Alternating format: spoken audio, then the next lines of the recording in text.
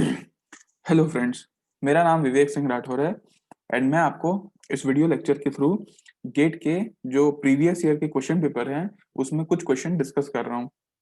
इसका part one जो पिछला लेक्चर था उसमें हम लोगों ने 6 क्वेश्चन देखे थे जो गेट ईसीई के 2020 के क्वेश्चन थे। इसी के सीरीज में हम लोग आगे बढ़ते हैं और आज फिर इस लेक्चर में 6 क्वेश्चन देखते हैं। 6 क्वेश्चन करते हुए, क्योंकि कोई भी वीडियो बहुत लंबा हो जाएगा अगर हम लोग ज्यादा क्वेश्चन डिस्कस करेंगे, तो इसलिए मैं उसको पार्ट बाय पार्ट में बना रहा हूँ। और ऑलमोस्ट सारे एरिया से क्वेश्चन पूछे जा रहे हैं और इसको सॉल्व करने का क्या ट्रिक होगा या कैसे अपन इसको आसानी से सॉल्व कर सकते हैं वो हम लोग इसमें देखने वाले हैं। तो ज्यादा टाइम वेस्ट ना करते हुए अपन डायरेक्टली क्वेश्चंस पे आते हैं, जिसमें आपका फर्स्ट क्वेश्चन जो कह रहा है वो ये है, the loop transfer function of a negative feedback system. आपको जो एक फीडबैक सिस्टम दिया हुआ है वो कौन सा दिया है? Negative feedback system. अब आपको द वैल्यू ऑफ के for which the system is marginally stable, आपको के की वैल्यू निकालनी है, ये जो के गेन है उसकी वैल्यू निकालनी है कब? जब सिस्टम मार्जिनली स्टेबल होगा। तो अब देखिए, इसके लिए आप सबसे पहले रूथ हर्विट्ज टेबल बना लीजिए। ठीक है, यहाँ पे आप, अच्छा, इसको बनाने से पहले आप ये पूरे इक्वेशन को आप इसको तोड़ लीजिए। देखिए, आपको कैरेक्टरिस्टिक इक्वेशन लिखना रहता है और उसको आप इक्वेट करते हैं जीरो से। तो आप इसको वो पहले इसका वो कर लीजिए। एस है एस स्क्वायर प्लस आपका 10s आ गया प्लस आपका 8 to the 16 आ गया। तो इसको अगर आप तोड़ते हैं तो होगा एस क्यूब प्लस आपका 10s स्क्वायर प्लस 16s। ठीक है, ठीक है। अब ये तो डिनोमिनेटर वाले पोर्शन में आ गया। अब आपको क्या करना है? 1 + GSHS करना है। GSHS का जो डिनोमिनेटर है वो हम लोगों ने ऐसे सिंप्लीफाई कर लिया। अब इसको थोड़ा सा 1 + GSHS करना है, मतलब यहाँ पे अपन को 1 ऐड कर देना है टोटल उसमें। जैसे 1 अगर आप के एस प्लस 11 करेंगे डिवाइडेड बाय आपका S cube plus 10s square plus 16s आ जाएगा। इसको अगर आप इक्वेट करेंगे जीरो से तो आपका इक्वेशन क्या बनेगा? जो कैरेक्टरिस्टिक इक्वेशन है, तो आप एलसीएम ले लीजिए। तो आपका आ गया S cube plus 10s square plus 16s plus के एस प्लस 11, ठीक है, डिवाइडेड बाय आपका आ गया S cube plus 10s square plus 16s। ठीक है, और इक्वल टू जीरो। तो ये इधर गया तो ये जीरो ही हो गया। तो ये बेसिकली ये आपका कैरेक्टरिस्टिक इक्वेशन है जिसको आप लिख सकते हैं S cube plus 10s square plus 16 plus के एस प्लस 11। ठीक है, तो आप ये कैरेक्टरिस्टिक इक्वेशन को अब आप रूथ हर्विट्ज टेबल बना सकते हैं। तो देखिए, मैं यहाँ पे आपका रूथ हर्विट्ज टेबल बना देता हूँ, जिसमें आपका आता है एस क्यूब है, एस स्क्वायर है, एस टू द पावर 1 है, एस टू द पावर 0 है। आप इसमें वैल्यू पुटअप कर सकते हैं 1, फिर 16 प्लस के होता है, यहाँ पे आपका आता है 10 और यहाँ पे आता है आपका 11। अब इसको क्या करते हैं, इधर इसको मल्टीप्लाई करते हैं, फिर माइनस इसको मल्टीप्लाई करते हैं और ये वाले नंबर को डिवाइड कर देते हैं। तो आप कर लीजिए 16 plus k into 10 minus 11 by 10 is equal to 0। ये पोर्शन आ गया। अब आपको कैरेक्टर्स, आपको जो ये चाहिए कि मार्जिनली स्टेबल आपको निकालना है, तो आप ये वाला जो फर्स्ट वाला टर्म है, आपका जो फर्स्ट कॉलम का जो एलिमेंट है वो जीरो होना चाहिए आपका, या पॉजिटिव होना चाहिए, नेगेटिव नहीं होना चाहिए। ठीक है, अगर ये नेगेटिव हो गया तो इसका मतलब क्या है कि आपका जो सिस्टम है वो अनस्टेबल की तरफ चला जाएगा। और पूरे के पूरे पॉजिटिव है, इसका मतलब क्या है कि वो स्टेबल है। और अगर एक भी जीरो आता है, मतलब जस्ट नेगेटिव जाने ही वाला था, रुक गया, तो वो मार्जिनली स्टेबल आ जाता है। तो आप इस इक्वेशन को जीरो से इक्वेट कर लीजिए। तो यहाँ पे मैं लिख लेता हूँ 16 plus k into 10 minus 11 is equal to 0। तो आप यहाँ पे 16 प्लस के इंटू 10 कर लीजिए इज इक्वल टू 11 कर लीजिए। आपका वैल्यू आ जाएगा मेरे ख्याल से, हाँ, अगर हम लोग सही कर रहे हैं तो रुक जाइए, एक बार फिर देख लेता हूँ। S cube plus 10s square है, 16 प्लस के एस है प्लस 11 है। तो यहाँ पे आ गया आपका 1 और यहाँ 16 प्लस के 10। तो ये आ गया आपका 160 प्लस 10 के इज इक्वल टू 11। तो आई थिंक ये शायद कहीं पे कुछ मिस्टेक हो रहा है। मैं, हाँ, तो यहाँ पे एक मिस्टेक शायद हम लोग ये कर रहे हैं कि यहाँ 11 के लिखना भूल गए थे। क्योंकि ये जब होगा तो k इंटू एस और k इंटू 11 है, 11k। तो यहाँ पे हम लोग 11k लिख देते हैं। अगर हम लोग यहाँ पे लिखें तो 11k कर देते हैं और यहाँ 11k, तो इससे 11k हो जाएगा। और ये भी आपका इसको थोड़ा सा ओपन कर लेते हैं, एक सेकेंड। इसको अगर हम लोग यहाँ लिखें तो 160 plus 10k minus 11k is equal to 0। तो यहाँ पे आ जाएगा 160 इज इक्वल टू k। तो k की वैल्यू आपकी आ जाएगी 160। तो अगर k की वैल्यू 160 है तब तो ये वैल्यू, ये पूरी जो फर्स्ट कॉलम है, ये वाला पोर्शन 0 हो जाएगा और ये मार्जिनली स्टेबल कंडीशन पे पहुंच जाएगा। तो आई होप मैं थोड़ा सा हौच पौच हो गया, लेकिन आई होप अगर स्टेप बाय स्टेप अगर आप फॉलो कर रहे होंगे तो समझ में आया होगा। तो यहाँ पे मैं इसको क्लियर कर देता हूँ, इस ड्राइंग को, और फिर हम लोग आगे की तरफ बढ़ते हैं। आगे आपको सेकंड क्वेश्चन पे आपको क्या मिलेगा देखिएगा। In the circuit shown below all component ideal, सारे के सारे जो कंपोनेंट है वो आइडल हैं। इनपुट वोल्टेज सिनोसाइडल है, ठीक है, ये इनपुट वोल्टेज सिनोसाइडल है। Magnitude of steady state output voltage, ये आउटपुट वोल्टेज का हम लोगों को वोल्टेज निकालना है। अब देखिए यहाँ इस सर्किट को आपको देखते साथ समझ जाना है कि यहाँ पे देखिए सी और डी मतलब दो कैपेसिटर, दो डायोड लगे रहते हैं। तो आपको सीधा सीधा इसको वोल्टेज डबलर सर्किट की तरह ट्रीट करना है, क्योंकि वोल्टेज डबलर सर्किट यही होता है। तो वोल्टेज डबलर सर्किट में होता क्या है, जस्ट डबल हो जाता है। जब इनपुट में आपने जो दिया है वोल्टेज डबल होके आउटपुट में आता है। तो इनपुट में हमने क्या मिला, हमको इनपुट में हमको मिला है 230 वोल्ट, जो कि आरएमएस वैल्यू है। आपको पता है कि वी आरएमएस अगर निकालना होता है तो क्या होता है, V maximum by root two करते हैं तब अपना आरएमएस वैल्यू निकल जाता है। तो अगर आपको मैक्सिमम वैल्यू निकालना है तो आप क्या कर सकते हैं, V RMS by into root two. तो वी एम क्या है, 230 इंटू रूट टू। ये इनपुट वोल्टेज है जो मैक्सिमम इनपुट वोल्टेज है, और आउटपुट में क्या होगा, इसका जस्ट डबल हो जाएगा। तो इसको आप डबल से मल्टीप्लाई कर लीजिए। तो इसका जो भी आंसर आपका आएगा लगभग 650 के करीब आएगा, यही इसका आंसर होगा। तो सिंपल सा क्वेश्चन था जो आपको यहाँ पे सॉल्व कर सकते थे। इसके बाद हम लोग नेक्स्ट नेक्स्ट क्वेश्चन पे चलते हैं। नेक्स्ट क्वेश्चन आपका बोलता है कि देखिए output y n of a discrete time system. आपका जो सिस्टम है वो कैसा है, डिस्क्रीट टाइम सिस्टम है। इनपुट आपने क्या दिया, एक्सएन दिया, और एक्सएन का जो इनपुट देने के बाद आउटपुट क्या आया, वो आपका आया आउटपुट में वायन। अब ये बोलता है कि the input unit impulse response of the system क्या होगा। ये देखिए आपको एक सेकेंड, हाँ देखिए आउटपुट वायन है डिस्क्रीट टाइम सिस्टम का।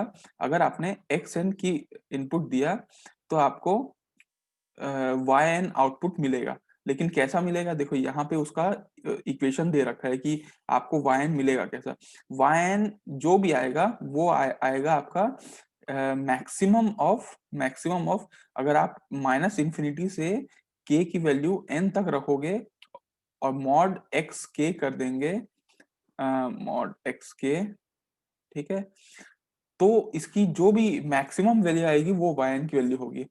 अब वो बोलता है कि ठीक है, ये तो अपन एक्स एन जब इनपुट था तब अपन कर लिया। अब यूनिट इंपल्स रिस्पॉन्स के लिए कैसा आउटपुट आएगा। तो इनपुट आपका क्या है, इनपुट आपका यूनिट इंपल्स है और उसका रिस्पांस आपको निकालना है। तो ठीक है, यहाँ पे अपन वैल्यू रख देते हैं वाई एन। आपको आउटपुट चाहिए equal to maximum of minus infinity से के एन तक। आपको मॉड चाहिए ना, मॉड चाहिए, और इनपुट क्या है, एक्स के, आपका यूनिट इंपल्स है आपका, मान लो लेट सपोज डेल के है, ठीक है। ये इसका आपको अब आउटपुट चाहिए। तो देखिए पहली बात तो ये इंपल्स रिस्पांस बोल रहा है, सिर्फ और सिर्फ इंपल्स रिस्पांस बोलता और उसका मैक्सिमम वैल्यू बोलता तो इनफाइनाइट होता, ठीक है। क्योंकि इंपल्स रिस्पांस क्या होता है, इंपल्स रिस्पांस को अगर आप देखें तो at T is equal to 0 पे ये वैल्यू अनडिफाइंड होती है, ठीक है, अनडिफाइंड होती है, इन या इनफाइनाइट होती है, कुछ भी बोल सकते हैं। लेकिन बाकी टाइम पे ये वैल्यू 0 होती है, पर्टिकुलर टाइम पे ये शूक हो जाता है, ठीक है, बहुत अचानक से बढ़ जाता है, इसको इंपल्स बोलते हैं। लेकिन यहाँ पे साफ साफ शब्दों में यूनिट इंपल्स बोल दिया है, मतलब इसका जो मैग्नीट्यूड है वो मैक्सिमम 1 ही होगा, जो इसका एरिया होगा वो 1 ही होगा। तो आप क्या कर सकते हैं, वाई एन मैक्सिमम कितना होगा जब हम इम्पल्स यूनिट इम्पल्स लगाएंगे तो यूनिट इम्पल्स का मैक्सिमम वैल्यू, चाहे आप माइनस इनफाइनाइट से लेके एन तक कहीं पे भी चले जाओ, इसका जो मैक्सिमम वैल्यू है वो 1 ही होगा, 1 से ज्यादा नहीं हो सकता इसकी वैल्यू। तो इसका जो आंसर होगा, इसका जो आंसर होगा वो ये होगा कि 1 फॉर ऑल एन। ठीक है, सारे एन के लिए, चाहे आप एन की वैल्यू कुछ भी रखो, अगर आपको डेल जो यूनिट इम्पल्स रिस्पॉन्स का मैक्सिमम वैल्यू निकालना है तो आपका 1 ही आपका आंसर आएगा। तो ये भी एकदम आसान क्वेश्चन था जो शायद अब आपको अच्छे से बन जाएगा। इसके बाद हम लोग नेक्स्ट क्वेश्चन पे आते हैं। नेक्स्ट क्वेश्चन आपका फोर्थ क्वेश्चन है। फोर्थ क्वेश्चन में हम लोग बात कर रहे हैं, एक second, which one of the following pole zero plot corresponds to the function of an LTI system. अच्छा, ठीक है, तो यहाँ पे चार, वैसे क्वेश्चन पेपर में अगर आप ध्यान देंगे तो चार ऑप्शन भी दिए हुए हैं, लेकिन मैं अभी यहाँ ऑप्शन छोड़ दिया। आप बस इसको ध्यान दीजिए कॉन्सेप्ट को कि which one of the following pole zero plot, चार मान लो पोल जीरो प्लॉट है, अब आप खुद ही प्लॉट करके देखिए। ठीक है, जो इस इनपुट आउटपुट डिफरेंस इक्वेशन को सेटिस्फाई करें। तो ये देखिए आपका इनपुट आउटपुट डिफरेंस इक्वेशन है। इसको अगर आप थोड़ा सा खोलेंगे तो आपको दिखेगा वाई एन की वैल्यू के इज इक्वल टू 0 से 3 तक जाना है, ये वैल्यू है। तो के की वैल्यू अपन 0 रख देते हैं तो क्या आएगा, -1 to the power 0 X N minus 0। ठीक है, plus -1 to the power 1 X N minus 1। ठीक है, plus -1 to the power 2 X N minus 2, और 3 तक ले रहा है तो -1 to the power 3 X N minus 3।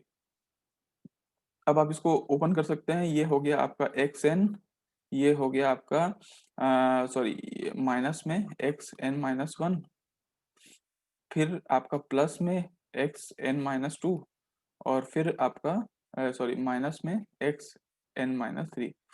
अब आप इसको, इसका z ट्रांसफॉर्म ले सकते हैं तो क्या होगा, X Z minus X Z Z to the power -1 plus X Z Z to the power -2 plus X Z Z to the power -3।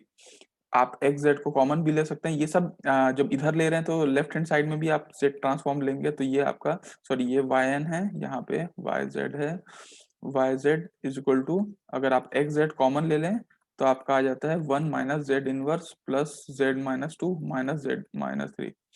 आप Y Z by X Z भी कर सकते हैं, Y Z by X Z, तो आपका आ जाएगा 1 - 1/z plus 1/z² -1/z³। इसको अगर आप पूरा लें तो आपका आ जाएगा z³ minus z² plus z-1। ये आपका आ गया टोटल आउट ट्रांसफर फंक्शन। अब देखिए ये ऊपर वाला साइड जीरो वाला बोलते हैं और इसको अपन पोल्स बोलते हैं। तो अगर आप इसको z डोमेन में प्लॉट करेंगे तो ऑब्वियसली इसको आप सर्कल के फॉर्म में करेंगे, जिसमें देखिए z³ है और रूट किस पे, 0 पे। तो आप इसको पोल को तीन यहाँ पे ऐसे लिख सकते हैं, ये मतलब ऑर्डर कितने का होगा, 3rd ऑर्डर का पोल होगा यहाँ पे जो 0 पे ही एग्जिस्ट कर रहा है। ठीक है, अगर आप इसको सॉल्व करेंगे ये इक्वेशन को तो आपका आएगा, इसको सॉल्व करके आप देखिएगा आपका ये आएगा z+1 का होल स्क्वायर। तो अल्टीमेटली वैल्यू है z=1, z= plus minus j। अब आप इसको कैसे प्लॉट कर सकते हैं, प्लस देखिए ये j का लाइन है और ये नॉर्मल रियल लाइन है, तो j में आप यहाँ पे सॉरी हाँ 0 यहाँ पे प्लॉट कर सकते हैं, प्लस j माइनस j, और 1 पे भी है तो यहाँ पे भी 1 पे।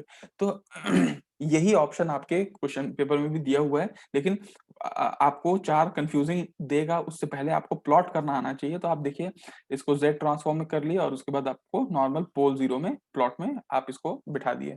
तो इतना आसान क्वेश्चन है अगर आप बनाना चाहें तो। इसके बाद हम लोग नेक्स्ट क्वेश्चन पे आते हैं, फिफ्थ क्वेश्चन पे। देखिए इसका जनरल सॉल्यूशन निकालने बोला है, तो आप इसको जनरली s के टर्म में भी लिख सकते हैं, s² - 6s + 9 = 0। तो आप इसको सॉल्व कर सकते हैं, जैसे -b plus minus √b² - 4ac/4a वाला जो क्वाड्रेटिक इक्वेशन का फॉर्मूला होता है उससे आप इसका रूट्स निकाल सकते हैं, जैसे माइनस प्लस 6 प्लस माइनस अगर आप करें तो b² है 6² 36 minus 4 into a into c by 4 into sorry by 2a है ना, तो 2 इंटू ए तो इतना ही है।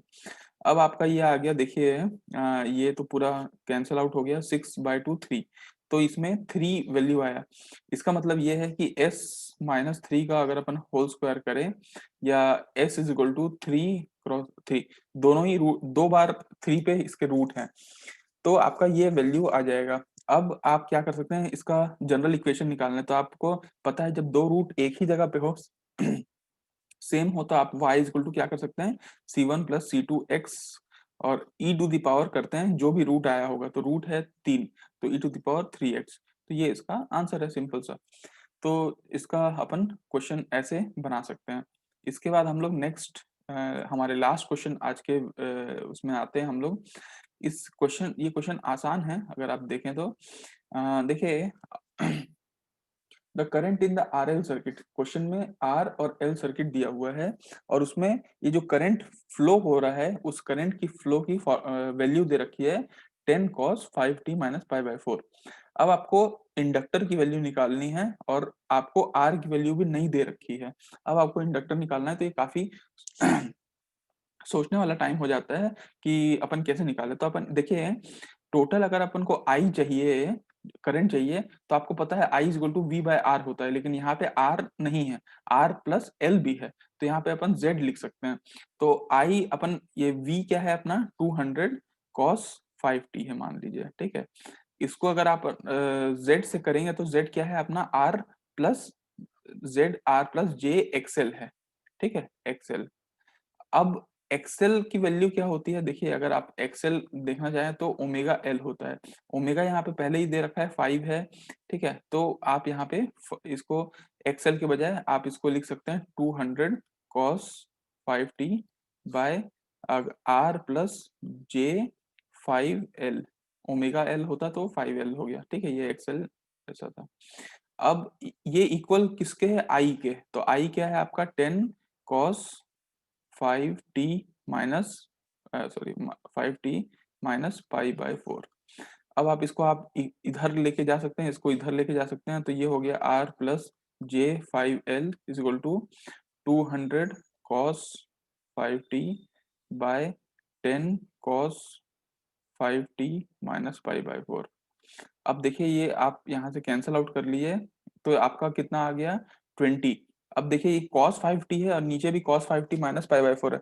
cos को आप देखिए कैसे लिख सकते हैं, cos होता है cos 5t को आप लिख सकते हैं e to the power j 5t real part of, ठीक है, क्योंकि e to the power J 5t क्या होगा, cos 5t plus j sin 5t, लेकिन आपको सिर्फ रियल पार्ट लिखना है, तो सिर्फ cos 5t आ जाएगा। तो आप इसको वैसे भी लिख सकते हैं, आप इसको मैं यहाँ पे लिख देता हूँ, r plus j5l is equal to 20 तो है ही यहाँ पे, real part of e to the power j5t आप आ गया, और यहाँ पे आप ले लेते हैं real part of e to the power j5t, और यहाँ e to the power minus पाई/4, j पाई/4, हाँ, ठीक है, हाँ, यही होता है जब आपका यहाँ पे शिफ्ट हो जाता है। तो अब आप क्या करेंगे, देखिए ये तो ठीक है, कांस्टेंट आप इसको निकाल सकते हैं, cos पाई/4 माइनस j sin पाई/4। इसको अगर आप अलग करेंगे, तो cos पाई/4 कितना होता है, 1/√2 माइनस j sin पाई/4 1/√2। आप इतना कर सकते हैं। तो आप एक काम कर सकते हैं, यहाँ पे इसको आप इसको इसको कैंसिल आउट कर लीजिए, ये आपका आ गया 20/√2 प्लस आपका, एक सेकेंड, अगर हम लोग यहाँ, हम्म, तो अब इसको अपन क्या कर सकते हैं, देखिए आप यहाँ पे लेके जा सकते हैं, सॉरी यहाँ पे मैं लिख लेता हूँ r plus j5l is equal to, real part तो कैंसिल आउट हो गया, ये आ गया आपका 20 हाफ, ठीक है। अगर अच्छा ये अगर ऊपर गया e to the power j5/4, तो ये हो गया 1 plus j/√2, sorry 1/√2 plus j√2, ठीक है। इसके बाद अपन क्या कर सकते हैं, रुक जाइए, इसको मैं कुछ एक काम करता हूँ, यहाँ पे इरेजर तो होगा ही, इरेजर से यहाँ पे सबको मिटा देता हूँ। ये इरेजर बड़ा होता है क्या, ठीक है, ओके। अब हम लोग यहाँ आते हैं, देखिए आप क्या कर सकते हैं, आर से आपको मतलब नहीं है, अगर आर आपको खोजने नहीं बोल रहा है, आपको तो ये वाला टर्म खोजने बोल रहा है, तो आप इसको 5L को इसके इमेजिनरी के साथ इक्वेट कर सकते हैं 20/√2 के साथ।